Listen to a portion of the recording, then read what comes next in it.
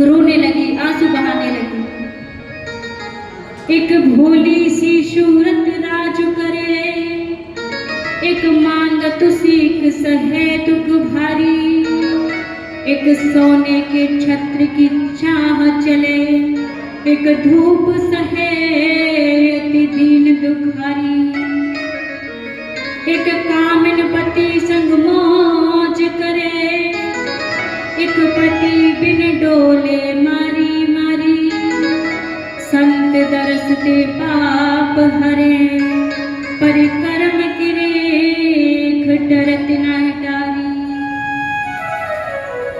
कि जिनके पति नहीं है वो पत्नी मारी मारी घूम रही है, और जिनके पति हैं वो किसी और के पीछे भाग रहे हैं। परंतु कन्हैया, हम तो सब कुछ त्याग करके आपके पास आए हैं और आप हमें छोड़कर ही चले गए। गोपियां कहने लगी कि हे नाथ, हे रमण, हे प्रियतम, तुम कहाँ हो? जब रो रो कर श्याम सुंदर को पुकारने लगी तो गोपी गीत गाया। गोपियों ने एक गोपी गीत गाया। जयति तेधिकं जन्मना व्रज, श्रयत इंदिरा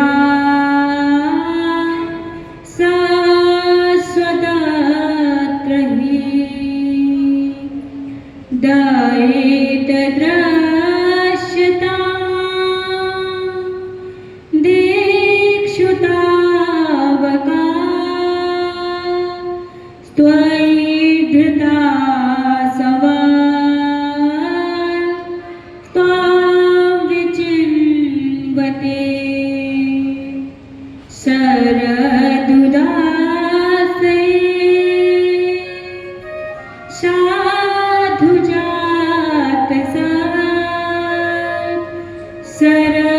सरसिजोदरा, श्रीमुषादृशा, शूरध्नाथ ते सुल्कदासिका,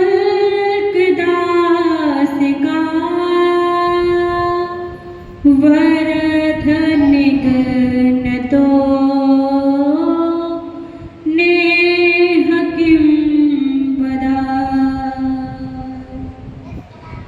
हे प्रभु, तुम्हारे जन्म से ब्रज में बहुत से आनंद छा गए। तुम्हारे जन्म से ब्रज में बहुत आनंद छा गए। अब यहाँ लक्ष्मी का वास रहता है। हम तुमको ढूंढती ढूंढती सब दिशाओं में मारी मारी फिर रही है, परंतु आप हमें कहीं भी नजर नहीं आ रहे। आप तो सबको वरदान देने वाले हो। आपने तो हमारी इच्छा पूर्ण करने का वरदान हमें दिया था, लेकिन अब आप कहाँ हो कुछ नहीं पता। शीघ्र ही दर्शन करो। हम गोपियां बड़ी ही दुखी हैं। बोले राधा रानी सरकार की जय।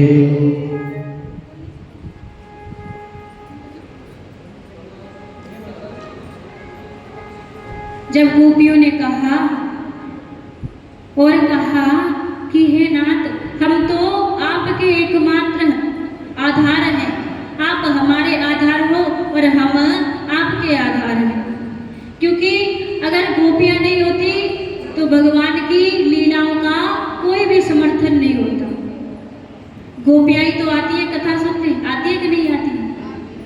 गोपियों ने कहा कि जब हम हैं तो आपकी लीलाएं आज इतिहास बन गई हैं। यदि हम नहीं होते तो? तब गोपियों को याद आया, अरे कि हम तो अभिमान में बोल रहे हैं, अभिमान में ही तो भगवान हमें छोड़ के गए हैं। तब गोपियों ने कहा कि भगवान, हमने अपनी गलती स्वीकार कर दी, अब तो दर्शन दे दो। भगवान ने सुनी वो करुण पुकार, और वो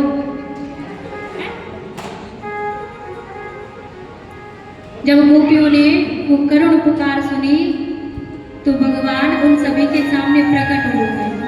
भगवान ने कहा कि गोपियों, अब तो तुम्हारे सामने में आ गया हूँ, परंतु आज के बाद कभी भी अहंकार मत करना, क्योंकि जो अहंकार करता है मैं उसे प्रिय नहीं करता, ना तो मैं उसे प्रिय लगता हूँ और ना ही मैं उसे प्रिय मानता हूँ। गोपियों ने कहा कि हमसे बड़ी ही भूल हो गई, अब आगे से ऐसी कोई भूल नहीं होगी। भगवान ने गोपियों की इच्छा पूर्ण करी कि समर्थ कहूँ नहीं दोष गोसाई, रवि पावक सुरसर की नाई।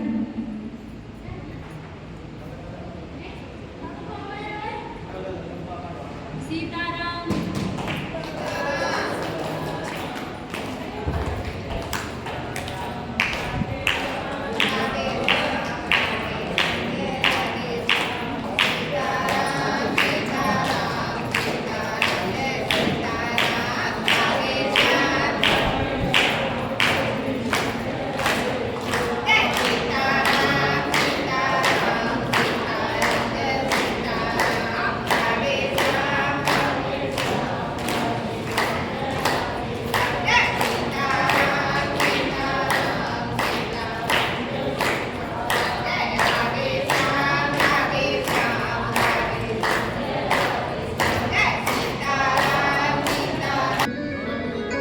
उसने वहां आकर सोते हुए नंद बाबा को पकड़ लिया। बाबा चिल्लाते उठे, हे कृष्ण मुझे बचाओ, ये सर्प मुझे अपने अंदर खींच रहा है।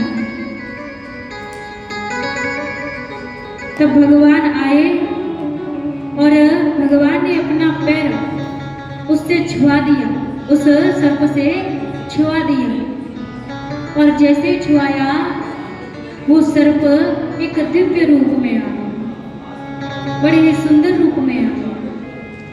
हाथ जोड़ के वो प्रार्थना करने लगा।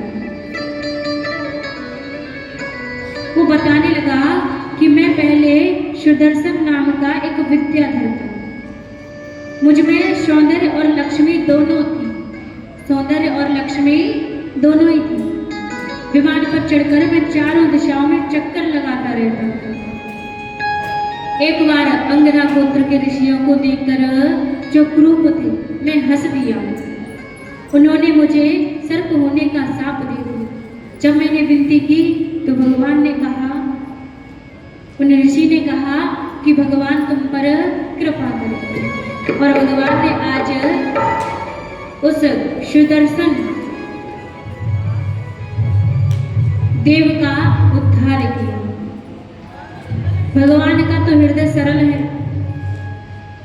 और महाराज, होली की रात में कृष्ण और बलराम अपनी पत्नियों और गोपियों के साथ में वन में विहार कर रहे थे कि तभी वहां पर कुबेर का अनुचर शंखचूड़ नाम का एक राक्षस आ गया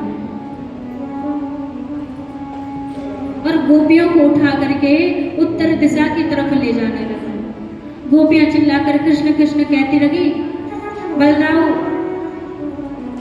बलदाऊ भैया ने सुना और उनके पीछे पीछे दौड़ी।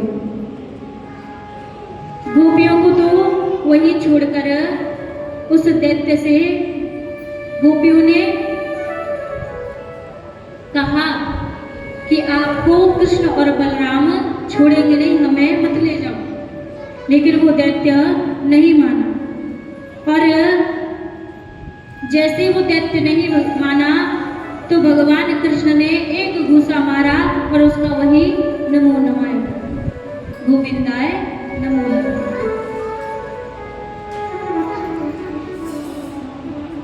पूर्व जन्म में यह गोलोकवासी भगवान कृष्ण का श्री दामा नाम का एक गुप्त। एक दिन श्री कृष्ण विरजा के घर थे। यह सुनकर राधा जी को मान हो गया। भगवान मनाने पहुंचे, वहां उनके साथ श्री रामा भी थे। भगवान कुंज में श्री राधा रानी के पास बैठे थे। राधा जी कुछ शांत थी। तभी श्री रामा कुछ कह गया। श्री राधा जी ने श्राप दे दिया कि हे दुर्बुद्धे, तू गोलोक में जा और तू राक्षस हो जा। तभी तो कहते हैं कि दो जब बड़े व्यक्ति बात करें तो तीसरे को नहीं बोलना चाहिए। और जो तीसरा बोलता है तो वो कौन कहलाता है? मूर्ख। कौन कहलाता है? कौन कहलाता है भैया? कौन कहलाता है पिताजी? मूर्ख। जब दो बड़े व्यक्ति बात करें तो तीसरा बोले तो वो मूर्ख होता है। श्री रामा को साथ दिया तो वो राक्षस बन गया, शंखचूड़ नाम का राक्षस। भगवान ने कई राक्षसों के वध किए।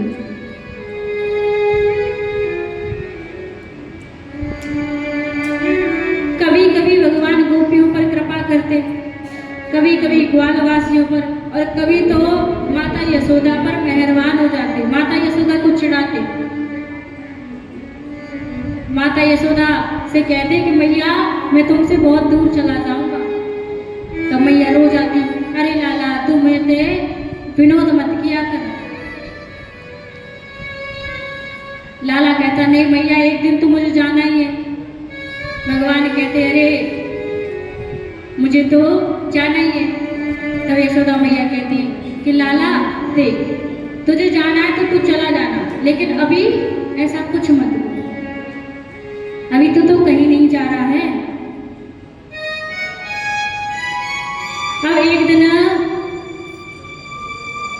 जब भगवान ने इतने सारे दैत्यों का उद्धार किया तो भगवान ने लीला रची कि अब आखिरी में कौन रह गया है? कंस। कंस का अभी उद्धार नहीं हुआ। भगवान ने लीला रची, नारद जी को भेजा वीणा लेके। नारद जी आए, श्रीमन नारायण नारायण नारायण श्रीमन नारायण भजमन नारायण नारायण नारायण भजमन नारायण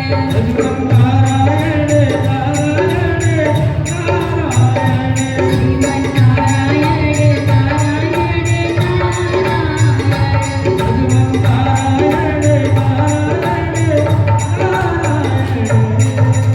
नारद जी आ गए कंस के पास।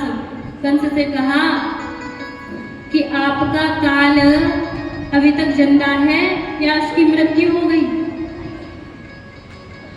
कंस ने कहा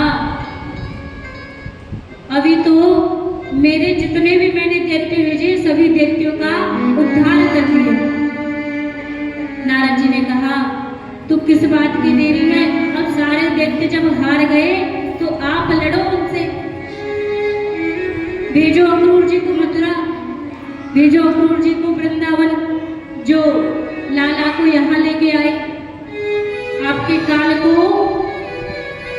मथुरा लेके आए। नारद जी की बात सुनी और एक मेले का आयोजन रख दिया। बड़े ही सुंदर मेले का आयोजन किया और महाराज अक्रूर जी को बुलाया। अक्रूर जी से कहा कि आप वृंदावन जाओ और कृष्ण को बलराम को लेकर आओ। उनसे कहना कि तुम्हारे मामा जी ने बड़े ही सुंदर मेले का आयोजन किया है। जब मेले का नाम सुनेंगे तो दोनों बालक आ जाएंगे।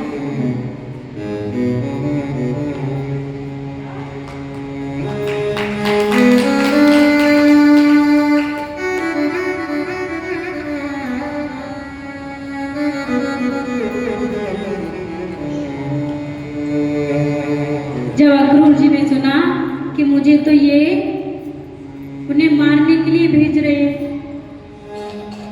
बड़ी दुविधा में पड़ गए अक्रूर जी, जाऊं कि नहीं जाऊं। फिर श्री राम का नाम लेके और सीधे वृंदावन पहुंचे। वृंदावन में देखा बड़ा ही आनंद हो रहा है, क्योंकि कौन रहता है वृंदावन में? कौन रहता है? भगवान रहते हैं।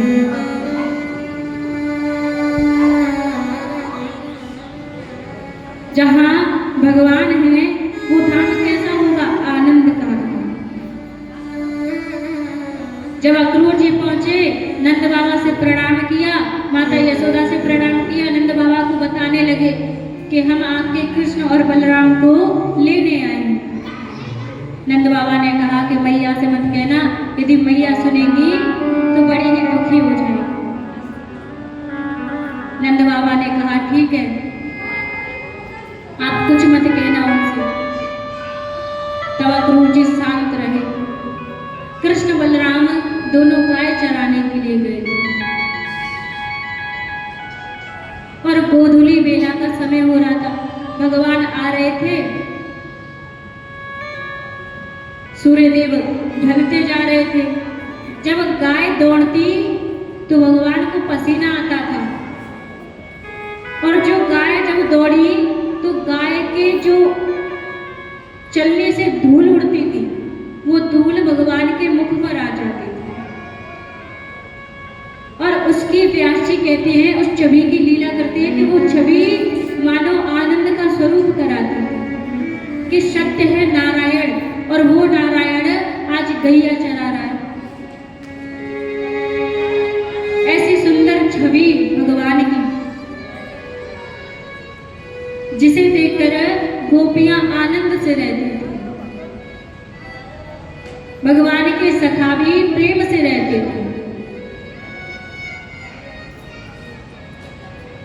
भगवान को पता चला कि अक्रूर जी आ गए हैं, सीधे गए, चाचा जी प्रणाम। अक्रूर जी ने प्रणाम किया, पूछा सब कुशल से तो हैं? बालकों ने कहा कि हम दोनों अच्छे हैं, यहाँ सब अच्छे। आप बताओ, मथुरा में सब कुशल से हैं? हमारे मामा जी कैसे हैं? अक्रूर जी ने कहा कि आपके मामा जी ने एक मेले का आयोजन किया है, जिसमें आप दोनों को निमंत्रण दिया है। जैसे ही कृष्ण और बलराम ने सुना, बड़े ही खुशी में हो गए, खुश हो गए कि अब तो हम मेला देखेंगे। सभी ग्वालवासी बैठे थे, ग्वालवासियों ने कहा कि हम भी चलेंगे। लेकिन गोपियों ने सुना तो गोपियां रोने लगी। माता यशोदा तो बिलक बिलक कर रोने लगी कि अब कन्हैया चला जाएगा, पता नहीं कब आएगा। और अक्रूर जी ने ये और कह दिया कि अब कन्हैया कभी नहीं आएगा, मथुरा में ही रहेगा, मथुरा में ही राज्य पाठ करेगा। माता यशोदा रोने लगी, सभी ब्रज की नारी रोने लगी। ब्रज नारी व्याकुल भई, उमड़ा प्रेम अपार, मथुरा जाते प्राणपति, कैसे हो निर्वाह। हमारे पति मथुरा जा रहे हैं, हमारा कैसे निर्वाह होगा। तब कन्हैया ने समझाया कि गोपियों, दुखी होने की कोई बात नहीं है, तुम प्रेम से रहो, मैं तो तुम्हारे साथ हूँ। भगवान ब्रजवासियों के हृदय में विराजते हैं। कहाँ विराजते हैं? कहाँ विराजते हैं भगवान? हृदय में। भगवान भक्त के हृदय में विराजते हैं। गोपियां कहने लगी, अक्रूर को गाली देने लगी, सुंदर तन अति सौम्य सुख, पर स्वभाव से क्रूर, सुंदर वे नर मूर्ख हैं, तेरो नाम धर्यो अक्रूर। गोपियां कहने लगी कि सुंदर तन है और सुंदर मुख भी है और सुख से भरपूर है, स्वभाव से कैसा है? क्रूर, सबसे भरा पूरा है, परंतु स्वभाव कैसा है? क्रूर। इसीलिए सबने इसका नाम रख दिया है अक्रूर। गोपियों ने कहा, हाय प्राण प्रिय को हृदय, कैसो भयो कठोर, रथारूढ़ मुखरित उदय, नहीं चितवत त्योर। अब भगवान को लीला कर रही है, भगवान जा रहे हैं, भगवान सिर्फ रथ की तरफ देख रहे हैं, गोपियों की तरफ भगवान नहीं देख रहे हैं, माता यशोदा की तरफ नहीं देख रहे हैं, ग्वाल वालों की तरफ नहीं देख रहे, क्योंकि देखेंगे तो रोना आएगा। जी से कहा, चाचा जी अब हम सभी को चलना चाहिए। तब नंद बाबा बोले कि लाला हम भी चलेंगे तेरे साथ आनंद लूटने। नंद बाबा ने कहा तो कन्हैया ने कहा चलो ठीक है सब चलते हैं। सभी रथ में बैठ गए और जब तक रथ नहीं गया तब तक गोपियां वहीं खड़ी रही, रथ को देखती रही। बहुत दूर तक रथ चला गया तब जाके वो वहीं बैठ गए।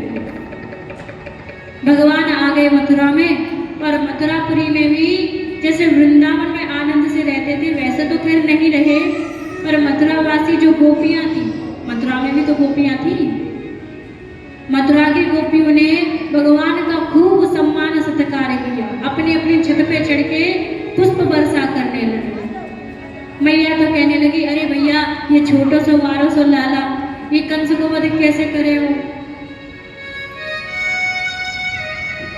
कृष्ण को देखा मन ही मन मोहित होने लगी मैया।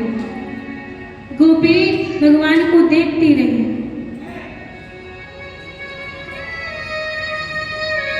जब मेले में आए तो नंद बाबा ने कहा कि थोड़ी देर विश्राम करते हैं और उसके बाद चलेंगे मेले में। ग्वालवासियों ने कहा कि लाला मेले में तो हम चले जाएंगे परंतु हमारे पास वस्त्र ना है। उधर से धोबी आ रहा था। भगवान ने धोबी को देखा और धोबी से कहा कि हमें वस्त्र दे दो। धोबी ने कहा अरे ग्वालो अरे गवारो तुम तो गवार हो, तुम तो गांव के हो और तुम राजा के वस्त्र पहनने लायक नहीं हो। भगवान ने सुना, एक तमाचा मारा, उसी में उसकी बुद्धि ठिकाने कर दी, तुरंत वस्त्र दे दिए, कृपा कर दी। अब वस्त्र तो पहन लिए लेकिन राजा महाराजा के वस्त्र और बालक स्वरूप ग्वालों ने पहन लिए तो ढीले ढाले वस्त्र।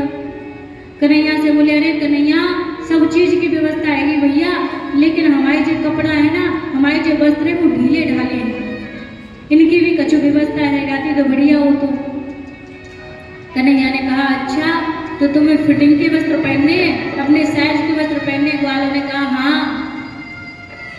तब गए दर्जी के पास और दर्जी ने सभी ग्वालों के समान वस्त्रों को कर दिया। भगवान ने दर्जी पर कृपा करी, हाथ जोड़ के आगे बढ़े, पूछा ग्वाल वालों से अब क्या चाहिए भैया।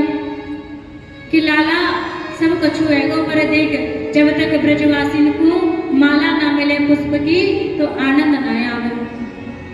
कन्हैया ने कहा अच्छा इतनी छोटी सी बात, पास में माली मिल गया, मथुरापुरी थी। माली से कहा कि अरे माली हम सभी के लिए माला बना दो। माली ने माला बना दी। भगवान ने उस पर भी कृपा की। भगवान तो हर किसी पर कृपा ही करते हैं। ग्वालवासियों से पूछे अच्छा लाला अब कछु कभी है। ग्वाल वालों ने कहा लाला देख कपड़ा हमारी फिटिंग के है, माला भी हमें मिल गई, पर एक चीज रह गई है।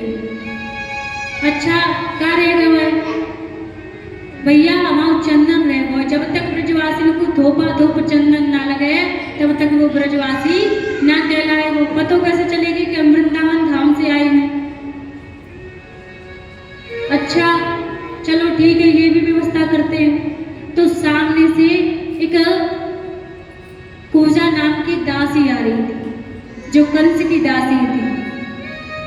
भगवान ने कुब्जा को देखा और कहा कि अरे सुंदरी रुको तो सही। जैसे सुंदरी शब्द सुना वो कुब्जा वही खड़ी रह गई।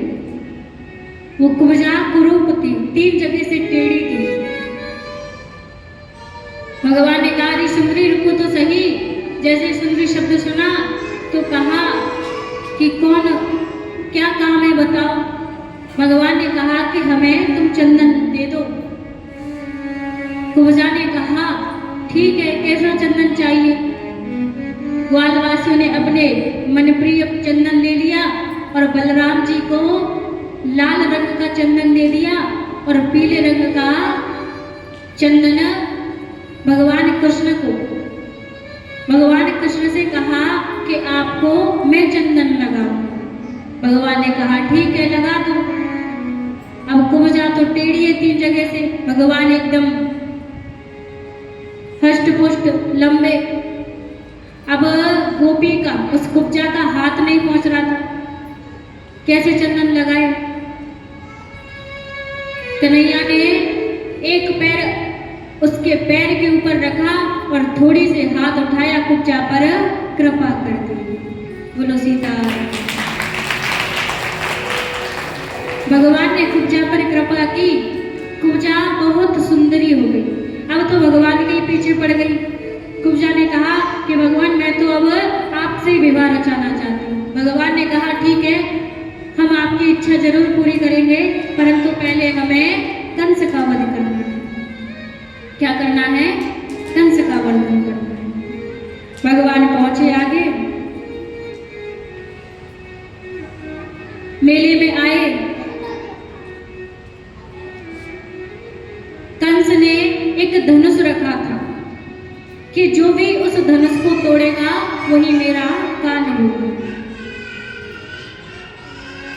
भगवान आगे आए, खेल ही खेल में भगवान ने वो धनुष तोड़ दिया।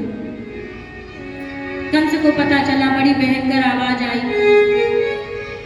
कंस समझ गया कि मेरा काल आ गया।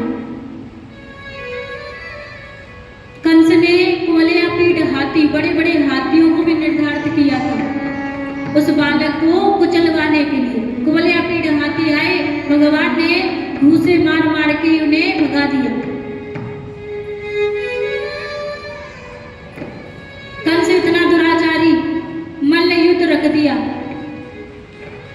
जब कंस की सभा में राम बलराम, कृष्ण और बलराम पहुंचे तो कंस ने कहा कि आप दोनों मल्ल युद्ध भी कर लो, आए हो तो। भगवान के सभी मल्ल थे। अतीश कुमार देख पुर नारी, कंस ही देह अनेक नागारी। जब मल्ल युद्ध की बोला कंस तो गोपियां गाली देने लगी। गोपी कहने लगी, अरे कैसा दुष्ट प्राणी है ये, कहाँ ये कंस और कहाँ ये बालक, कहाँ ये मल्ल और कहाँ ये बालक। बोले प्रभु जानत सब कोई, मल्ल युद्ध बिन मेल न होई। बिन विचार जो भूप करावे, अब सिराजता को मिट जावे। कंस ने कहा कि सर्वप्रथम मल्ल युद्ध करेंगे कि हाय दुष्ट को दया न आवे, मृग सिंहन को युद्ध करावे। मल्ल युद्ध की बात सुनी, गोपियां और गाली देने लगी कि कहाँ ये मृग और कहाँ ये सिंह। बालक अभी छोटे हैं और ये कंस कितना दुष्ट प्राणी है, इसको दया नहीं आ रही। भगवान ने कहा कोई बात नहीं, हम मल्ल युद्ध करेंगे। भगवान ने खेल ही खेल में बलराम ने और कृष्ण ने उन मल्लों का उद्धार कर दिया। जैसे जो मल्ल थे उनका उद्धार किया, कंस तो घबरा गया। कंस सोचने लगा कि कहाँ ये मल्ल थे पहलवान और कहाँ ये छोटे छोटे बालक, और बालकों ने मल्ल को हरा दिया। अब तो कंस थर थर कांपने लगा, हाथ पैर उसके कांपने लगे। भगवान गए कंस की गद्दी के पास, सीधे कंस की छाती पर खड़े हो गए और बोले, मैं सीधी सादी बात करूं, तू उल्टा बकता जाता है। मामा मैं मीठी बात करूं, तू जहर उगलता जाता है। भगवान गद्दी पर पहुंचे, छाती पर पहुंच गए। कंस ने कहा, अच्छा तुम्हें पहचान गया, तुम मेरे काल हो, अब तो तुम मेरे निकट आ गए, अब तुम्हें मैं छोड़ूंगा नहीं। भगवान ने कहा, अरे मामा जी क्यों जहर बोल रहे हो, क्यों अपने लिए खतरा बना रहे हो। जो जितना मीठा होता है वो अपना नाश कराता है। मामा जी आप तो बड़े मीठे मीठे बन रहे थे, लेकिन इतना मीठा नहीं बनो, जो मीठा बनता है वो अपना नाश कराता है। देखो तो मीठे गन्ने को कोल्हू में पेला जाता है। मीठे गन्ने को उसमें चलाया जाता है ना मशीन में, तब जाके जूस निकलता है। मामा जी आपका मैं इसी प्रकार जूस निकाल दूंगा, इसलिए ज्यादा मत बोलो। मामा जी को समझाया। मामा ने कहा कि पुत्र तुम मेरा कुछ नहीं बिगाड़ सकते। कंस ने जैसे ही बोला, कन्हैया ने कंस के केस पकड़ लिए कि आपको याद है जब माता, मेरी देवकी माता और पिताजी दोनों रथ में बैठे थे, तो आपने इसी प्रकार मेरी मैया के केस पकड़े थे। कंस के केस पकड़ के और रणभूमि में पटक दिया कि मामा अब तो आप कहीं जा नहीं सकते।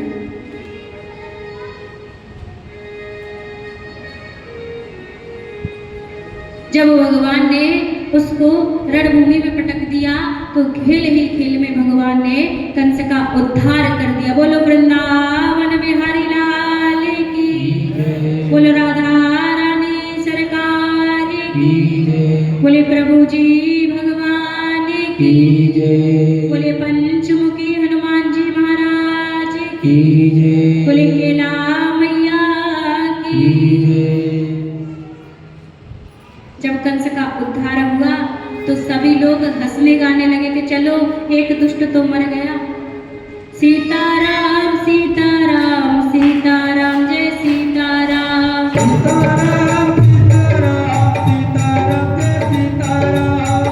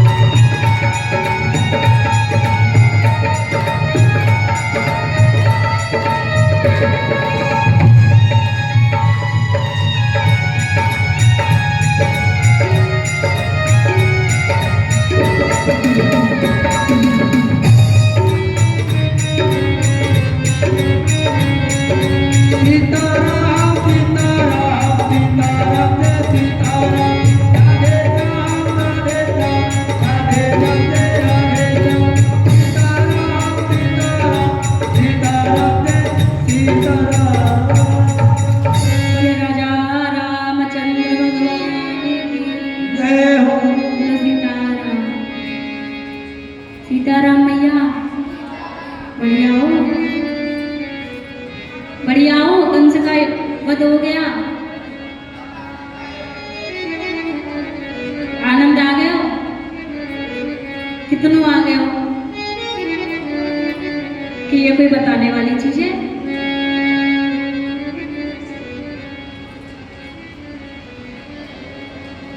जब कंस का भगवान ने उद्धार किया, देवकी मैया को और वसुदेव जी को दोनों को कारागार से निकाल के बाहर लेके आए और उग्रसेन को राजगद्दी पर बैठा दिया। माता देवकी ने अपने पुत्र को बहुत प्रेम किया, इतने दिनों से भगवान से प्रेम नहीं किया था, बहुत प्रेम किया। माता देवकी यशोदा मैया की तरह भोजन परोस के लेके आई। जब भोजन परोस के लेके आई तो उसमें माखन भी था, और जैसे ही कन्हैया ने माखन देखा भगवान की आंखों से आंसू बहने लगे।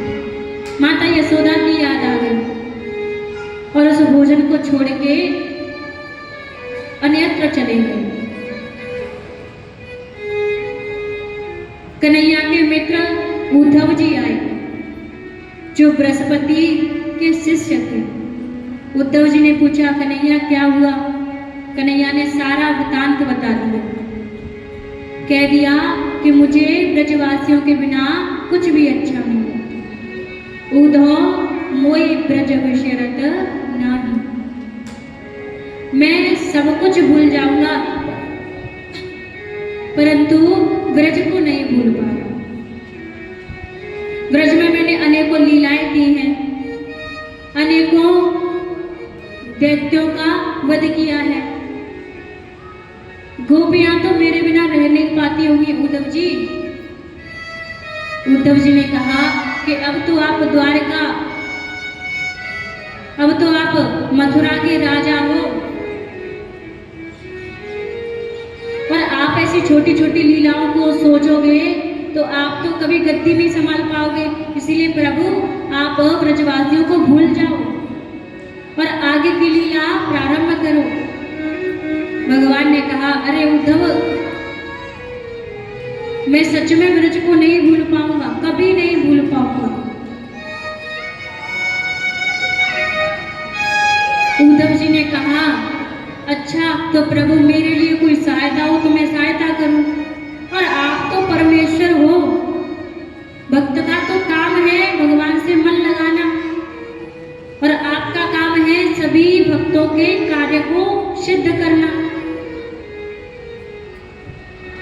ब्रजवासियों के जीवन में जितना भी आपके प्रति सुख था और आपका उनके प्रति सुख देने का वरदान था, आपने पूरा कर दिया।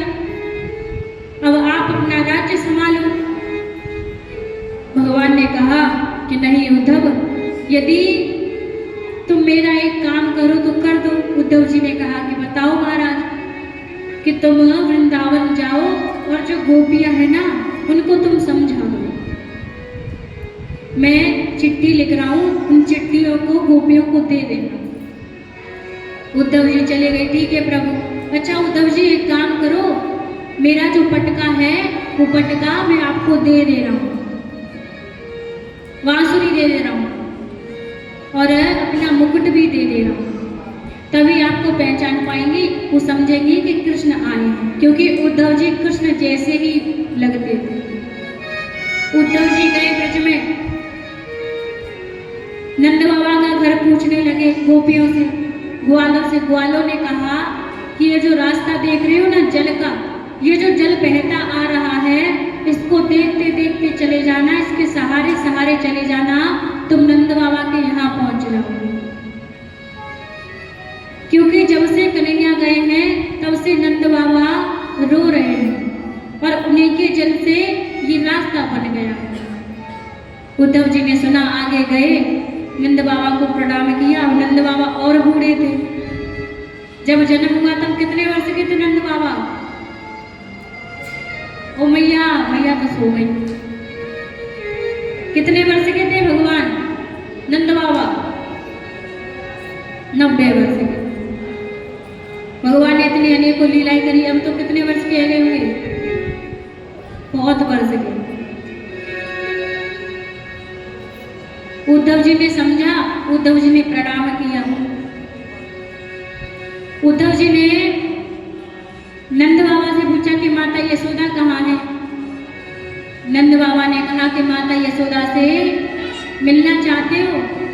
उद्धव जी ने कहा हाँ मिलना चाहते हैं। माता यशोदा के पास गई, पहले रोती, फिर मैया बेहोश हो जाती।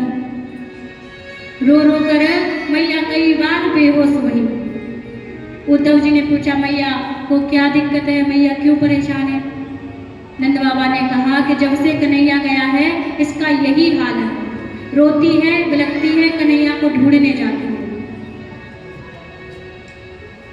तब मैया ने उद्धव जी को देखा तो एकमात्र के लगा कि कन्हैया आया है। मैया बहुत खुश हो गई। तब नंद बाबा ने कहा कि अपना कन्हैया नहीं, ये तो उद्धव है, कन्हैया का मित्र। माता यशोदा समझ गई। नंद बाबा से कहा कि नंद बाबा गोपियां कहाँ हैं? गोपियों से मिलने गए उद्धव जी। गोपियां भी रो रही थी। मैया ये कथा तो आगे चल रही है, सुनिए कथा। बोले प्रभु जी भगवान की जय हो। जाने कब आएगा मुझे अपना बनाएगा, जाने कब आएगा मुझे अपना बनाएगा, वो मेरे आंसू पोंछ कर मुझे गले लगाएगा, मेरे आंसू पोंछ कर मुझे गले लगाएगा।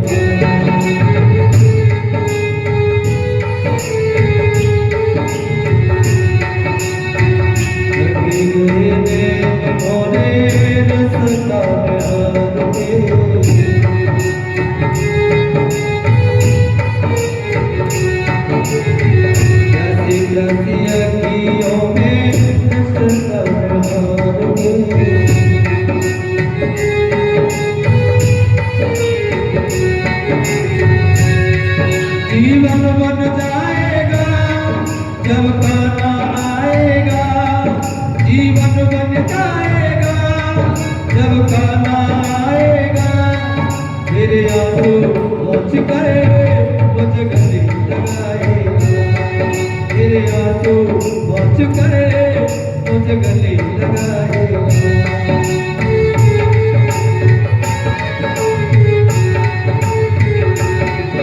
वो जब से गए हो मथुरा को, भूल गए हो राधा को।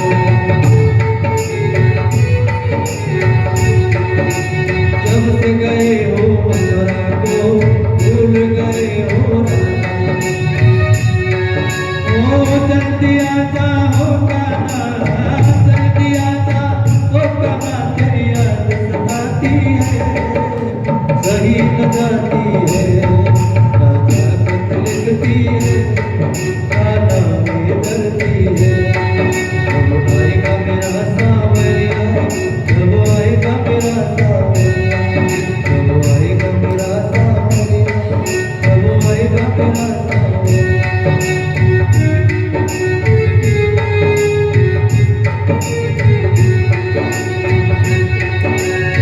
तेरी याद में नाच मोरनी, पंख जो में लाए, जो में लाए। तेरी याद में गैया मथुरा, घास नहीं खाए, घास नहीं खाए।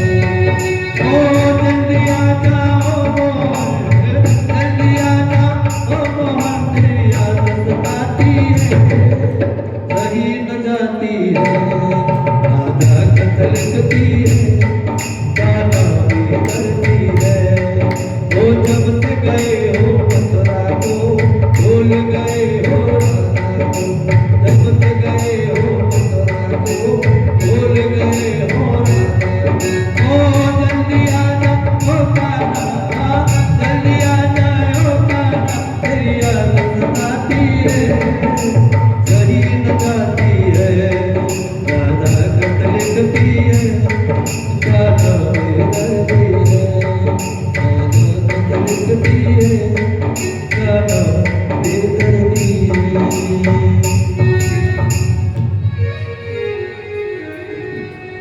तो महाराज जब ये उद्धव जी गोपियों के पास पहुंचे, चिट्ठियां लेके, मोको लिखियो है ये कहाँ, मोको लिखियो है ये कहाँ,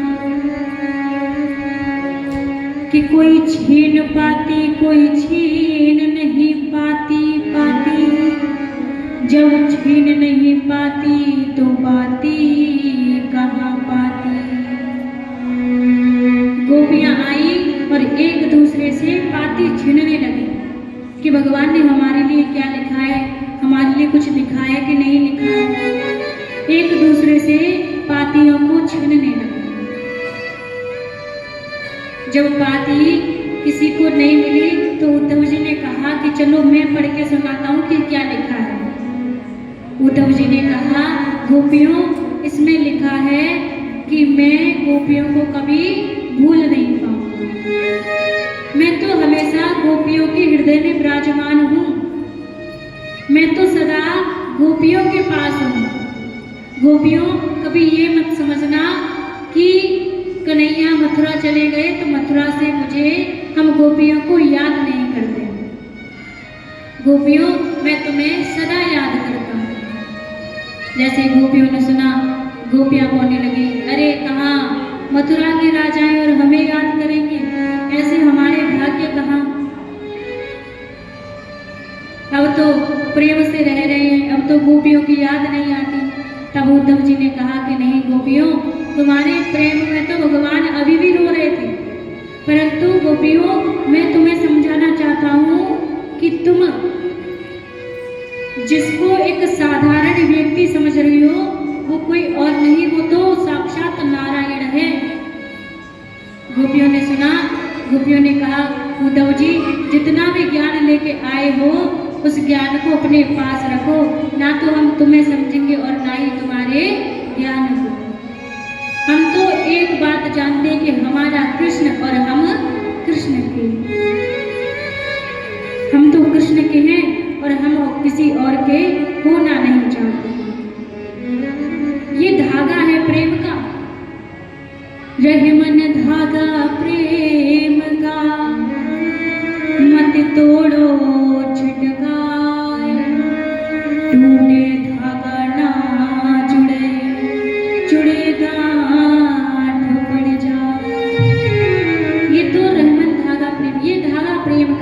उद्धव जी इसे मत तोड़वाओ, यदि टूट गया तो इसमें गांठ पड़ जाएगी।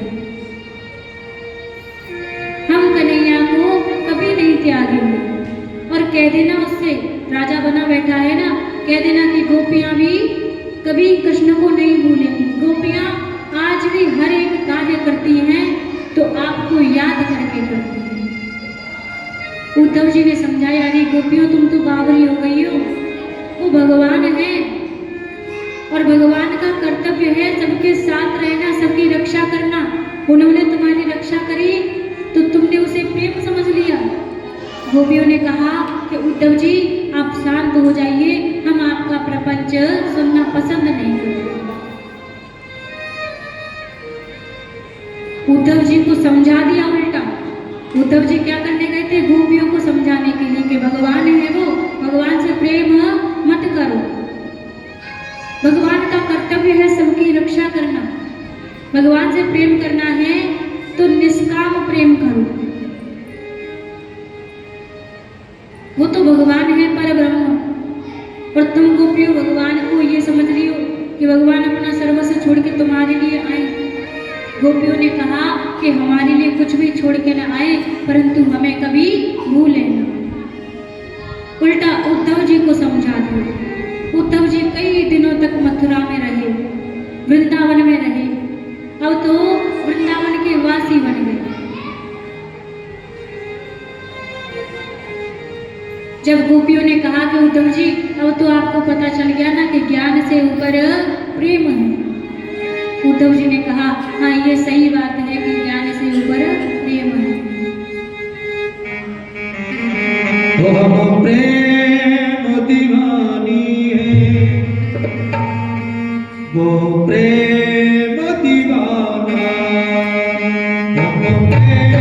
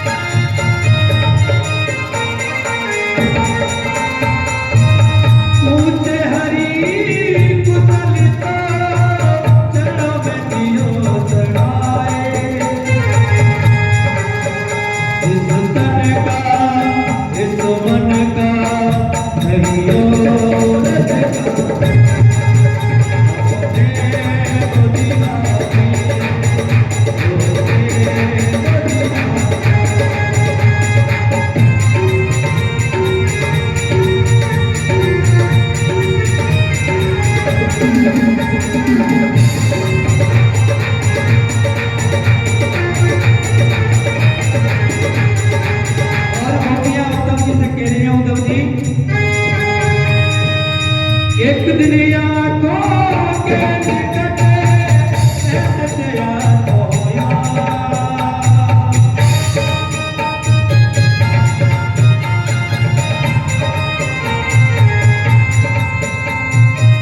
एक दिन आंखों के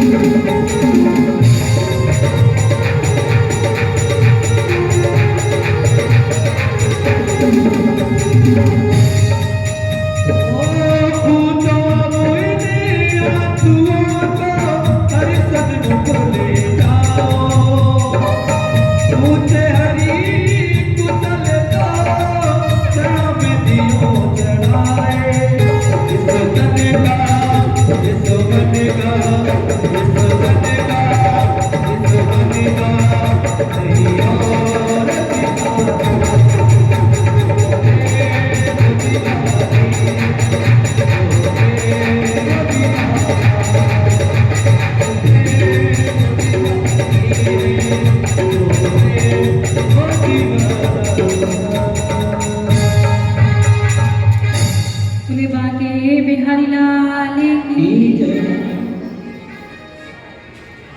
गोपियों ने उद्धव जी से कहा, एक एक पल बनायो गोसा, दारुण पीड़ा का आगार, आंखों में छाई बरसा ऋतु, अविरल वहे अश्रु झलता। गोपियों ने कहा, उद्धव जी अब तो भगवान ने पूजा पर कृपा कर दी, अब तो पूजा के प्रेमी हो गए भगवान, हमसे क्यों प्रेम करेंगे। भगवान ने समझाया, गोपियों